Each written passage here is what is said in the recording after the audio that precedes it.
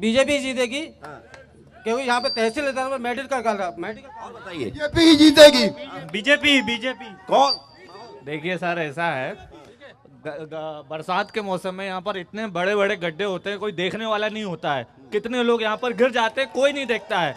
आज 10 साल हो गए, रेलवे स्टेशन पे केवल एक ट्रेन पठानकोट और पैसेंजर रुकती है, गाड़ी नहीं रुकवा पा रहा है। अब सोचिए, अगर किसी को भोपाल जाना है तो वह नर्मदापुरम जाना पड़ता है उसको, तो कुछ तो करना चाहिए। देखो भाई साहब, ऐसा है कि जनता का ही पैसा है और जनता का ही पैसा से होगा चुनाव। क्या करते हैं आप?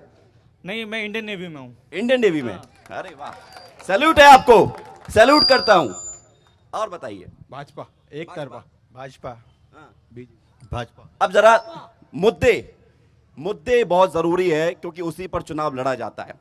आप लोगों की क्या ख्वाहिश है, क्या होना चाहिए? जो आपका उम्मीदवार होगा उसको क्या करना चाहिए, बताइए बताइए। अरे डरिए मत। भाई शिक्षा में आपके शिक्षकों की भर्ती होना चाहिए, बेरोजगारों को रोजगार मिलना चाहिए। आप कौन सी पार्टी से हैं? निर्दलीय। मैंने टिकट के लिए फॉर्म भरा था आम आदमी पार्टी से, मुझे टिकट नहीं मिला तो मैंने निर्दलीय फॉर्म भर दिया। अब बताइए कि आपको लोग क्यों वोट दें? महिलाओं के लिए अच्छी सुरक्षा दीजिए। महिलाओं के साथ गलत हो रहा है, घर घर दारू बिक रही है। महिला आज के ही पेपर में मैंने हिंदी पे आया था कि 10 साल की लड़की के साथ गलत हुआ।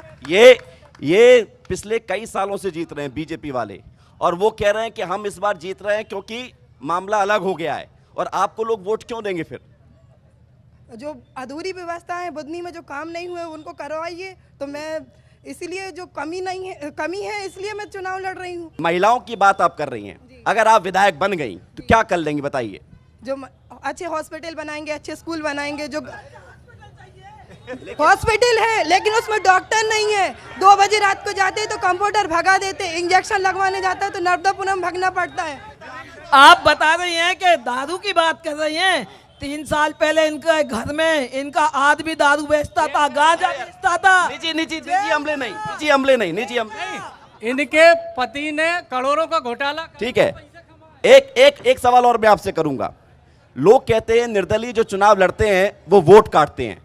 वोट काटने के लिए तो खड़ी नहीं हुई आप? नहीं, हम वोट काटने के लिए तो नहीं लड़े हैं। आइए, हमने आपको मंच दिया, आइए। और ये विस्तार न्यूज है, आपका अपना चैनल, आइए प्लीज।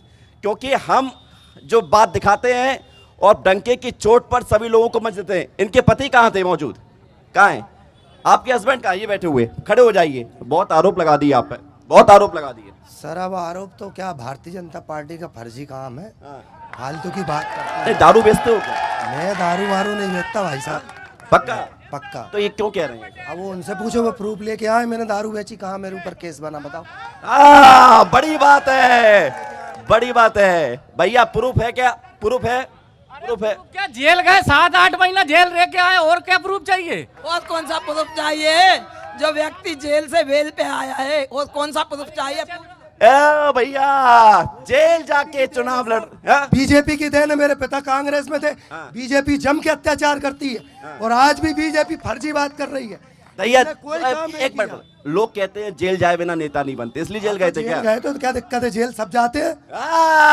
ये देखो, छाती ठोक के कहो कि जेल गए थे। बिल्कुल छाती ठोक के कहते गए थे जेल, मगर किसी सड़े काम में जेल नहीं गए। कौन से काम में गए थे? अब वो गए थे, वो बताएंगे वो कौन से काम में गए। वो तो कह रहे शराब बेचते हुए गए थे। वो बीजेपी की देन भाई साहब, इनकी कंपनी है।